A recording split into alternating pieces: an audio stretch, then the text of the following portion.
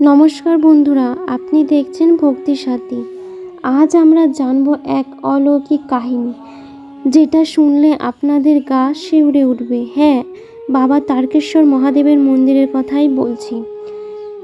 শ্রাবণ মাসে হাজার হাজার ভক্তের তীর্থস্থান তারকেশ্বর মহাদেবের মন্দিরে এবং সঙ্গে জড়িয়ে থাকা এক প্রাচীন পৌরাণিক কাহিনী। চলুন শুরু করি আজকের ভিডিও। তার আগে বলবো, আপনারা যদি নতুন বন্ধু হয়ে থাকেন তাহলে আমার চ্যানেলটিকে সাবস্ক্রাইব করে পাশে থাকা বেল আইকনটি প্রেস করে দেবেন নিত্য নতুন ভিডিও নোটিফিকেশন পাওয়ার জন্য।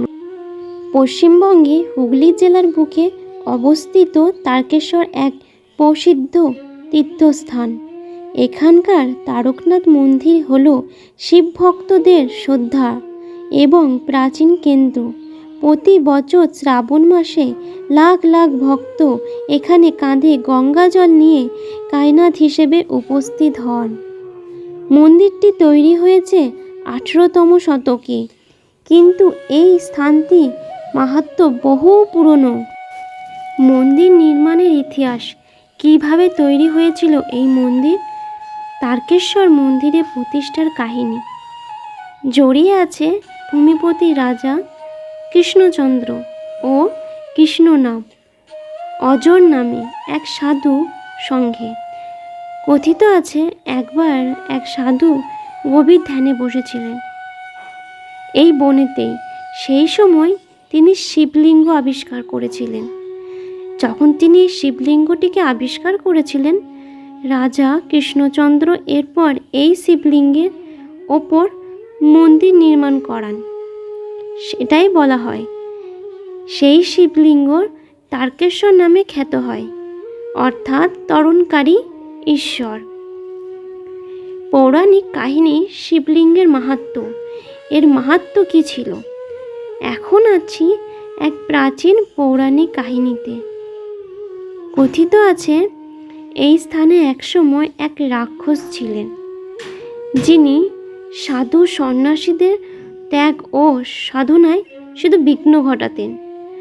তখন ভগবান শিব বললেন, এইভাবে কি আর চলা যায়?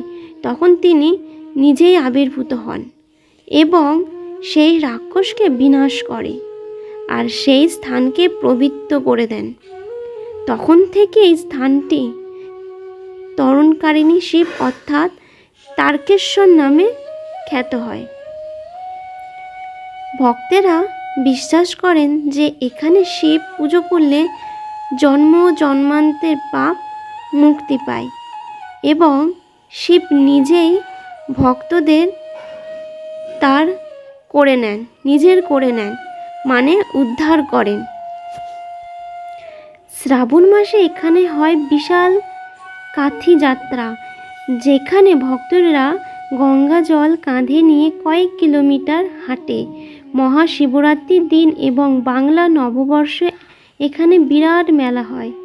তারকেশ্বর মন্দিরে শুধু একটা পুণ্যস্থান নয়, এটা হলো বাংলায় শিব ভক্তির হৃদয়। তাই ভক্তি শক্তি সীমাহীন। তারকেশ্বর মহাদেবের কাহিনী প্রমাণ করেন তিনি সব ভক্তর ডাকেই সাড়া দেন। আপনিও যদি কখনো সুযোগ পান, একবার ঘুরে আসুন এই তীর্থস্থানে। ভালো লাগলে অবশ্যই ভিডিওটি লাইক, শেয়ার ও সাবস্ক্রাইব করতে ভুলবেন না। কমেন্টে আপনি কখন গেছেন তারকেশ্বর বা কখনো যাওয়ার ইচ্ছে রয়েছে কিনা সেটা কমেন্ট করে জানাবেন। জয় বাবা তারকেশ্বর দেবের জয়। হর হর মহাদেব।